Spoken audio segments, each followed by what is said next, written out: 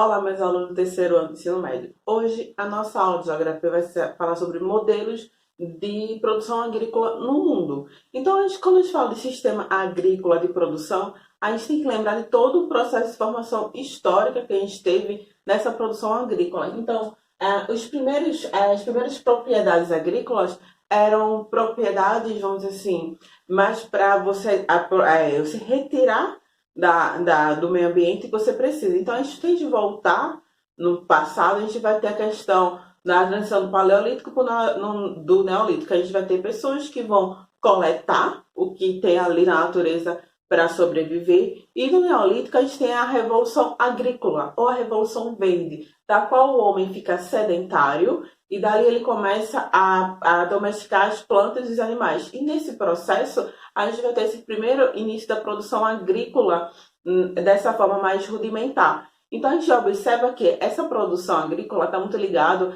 a áreas de rios, principalmente áreas de várzea, são áreas alagadas por esses rios. E as grandes civilizações que vão surgir nesse momento vai ser próximas do rio, como o Egito, o rio Nilo, na questão da Mesopotâmia, o rio Tigre e Eufrates. Então, toda a agricultura ela vai ficar envolta das cheias desses rios e no período de seca desses rios para plantar ao longo desse leito de rio. Então, nesse momento, a gente vai ter a produção econômica, vai ser em cima dessa produção agrícola, nas trocas desses produtos agrícolas que eles obtêm e na criação de alguns animais, tanto para obter a pele, a lã, a carne, certo? Então, essas primeiras propriedades agrícolas, a gente vai ter ligado também essa revolução neolítica e as novas técnicas de instrumentos e ferramentas bem rudimentares para a produção agrícola. Se a gente for caminhar um pouco mais em relação ao tempo, a gente vai entrar nos modelos do sistema capitalismo. A gente sabe que o capitalismo é todo um processo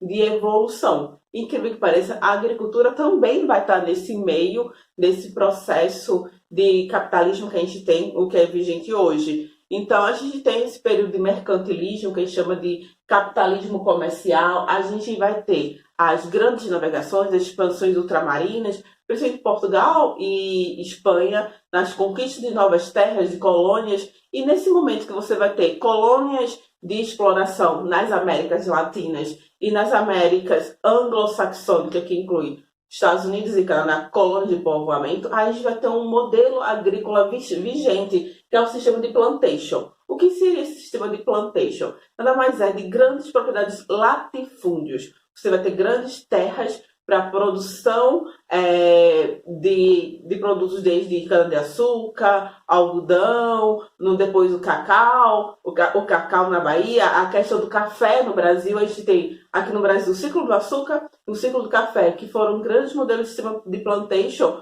para exportação para a colônia, para a metrópole comercializar esse produto. Nos Estados Unidos, a gente vai ter áreas de sistema de plantation também, principalmente nas colônias do sul, na produção de algodão. Isso é muito forte no capitalismo industrial, porque o processo de revolução industrial, do início das primeiras indústrias no mundo, na Europa, na Inglaterra, depois nos Estados Unidos, esse modelo vai fazer o quê? A área rural, a gente vai ter uma mão de obra que vai se deslocar para essa produção industrial, e a gente vai ter esse meio rural interior fornecendo matéria-prima para a produção industrial, principalmente na Inglaterra, para a produção de tecido, o algodão, que é um carro-chefe de toda essa revolução, e também desse processo de comercialização desses produtos industrializados, que a gente vai ter a questão do tecido. Eu preciso da matéria-prima, a gente tem essa relação campo e cidade na questão de fornecer matéria-prima para a área industrial. E continuando, a gente vai ter o capitalismo financeiro,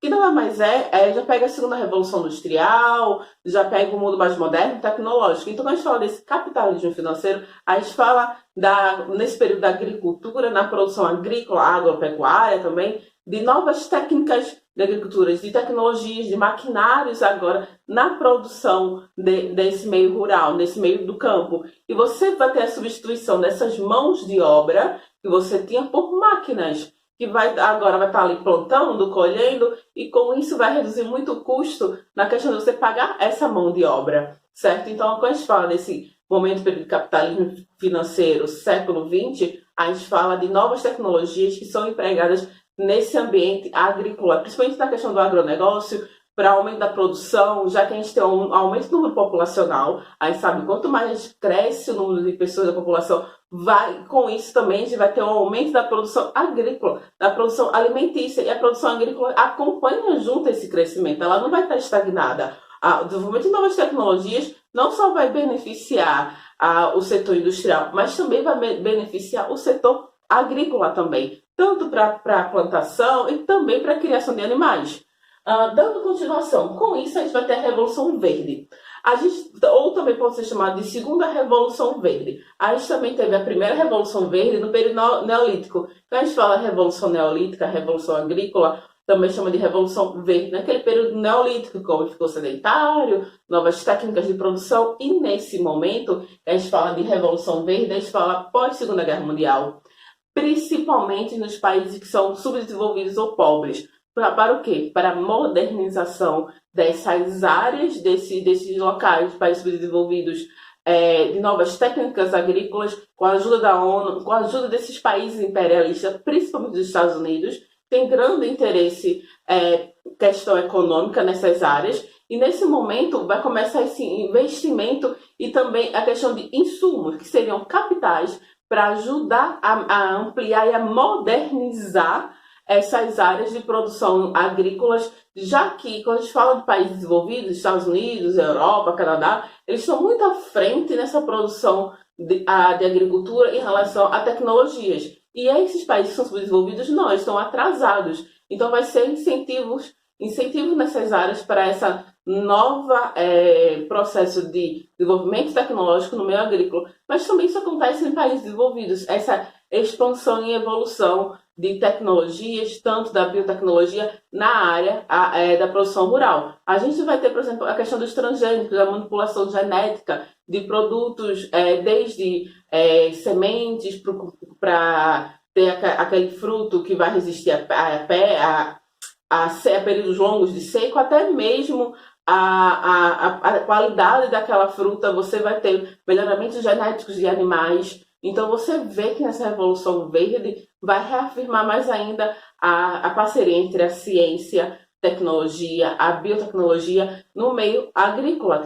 Você observa lá atrás, logo no período neolítico, você tem aquela coisa ainda rudimentar, simples, que aqueles primeiros homens dependiam da condição da natureza e dali eles iam tirando as coisas para sua subsistência. Agora não, você vê o homem ativo, modernizado, modificando o meio ambiente que ele está. E nesse momento a gente fala de alguns sistemas de produção agrícolas. Daí a gente tem dois modelos, que é bem falado, incrível que pareça, que muitos confundem. O intensivo, e seria o quê? Seriam terras.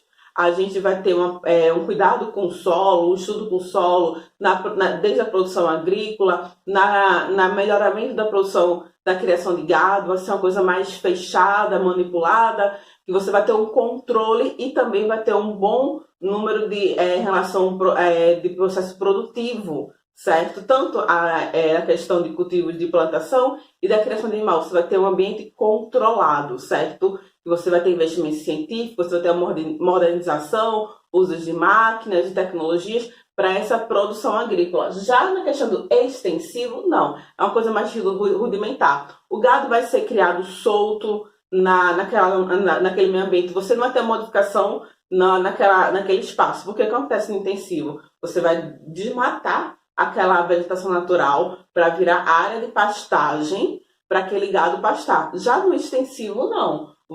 Ele vai estar solto e num ambiente natural que está ali para pastar. Então você não vai ter uso de tecnologia, você não vai ter aquela coisa modernizada como a gente tem no intensivo. E também você vai ter um ambiente controlado, desde a questão do solo, de áreas de pastagem do gado, da questão de melhoramento genético. Então a gente tem essa diferença. A gente também tem a agricultura de subsistência ou agricultura familiar. Por quê? Quando a gente fala de agricultura familiar, a gente fala na produção local. Tudo que está sendo produzido ali por pequenos produtores vai ser para abastecer aquele comércio local, aquela área. Você não vai ter para exportação, certo? Então você vai ter aquela agricultura de local, que vai abastecer aquela área e não outras regiões. A gente também vai ver nas próximas aulas, continuando vendo alguns modelos de produção agrícola, por exemplo, o modelo de produção agrícola nas áreas asiáticas, tem modelo de jardinagem, porque você vai ter na questão da produção do arroz. Então a gente vai continuar nas próximas aulas vendo alguns modelos de produção agrícola, não só no Brasil e também no resto do mundo. Vocês vão ficar com a atividade. Qualquer dúvida em relação ao conteúdo ou atividade, vocês podem me perguntar mandando mensagem no WhatsApp.